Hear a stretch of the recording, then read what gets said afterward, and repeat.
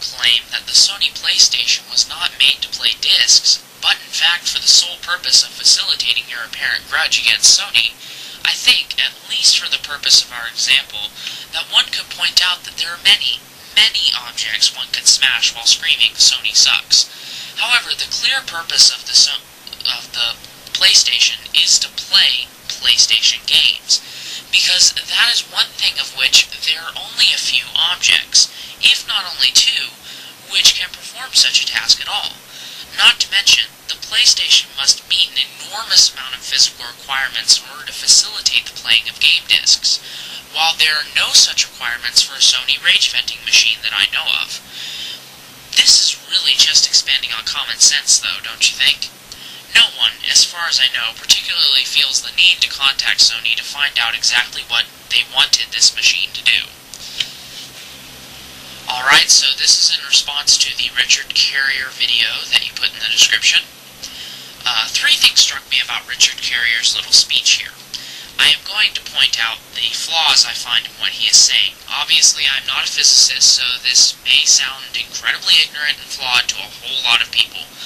Please feel free to correct me if I am wrong. 1. We do not know very much about black holes at all. Anything we say about them is pretty much speculation until we get a closer look, as far as I know. Again, I am not very well read on this topic, and am certainly not an expert, so if anyone wishes to correct me, please do so. I will go out on a limb and say we can be much more certain of the fine-tuning for life than we can about black holes. What I understand Richard Carrier to be saying is basically that this universe is very good at producing black holes. In other words, it sounds as if black holes could easily occur in other universes.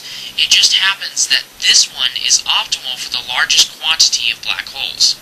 It sounds as if there is quite a large margin for error in allowing for black holes, and one need not assume that this was the purpose of the universe. 3. I would never argue that the entire universe was engineered for the sole purpose of life, but I do think it was in God's consideration, and it is entirely possible that God wanted to have quite a few black holes in his universe for one reason or another. And it could be that he set it up so we could have these strange occurrences of black holes to wonder over after all the mystery had gone out of weather, stars, the sun, and even life itself. Alright, now, in response to that very last bit there, I will assert again that I really don't think God is made out of anything per se.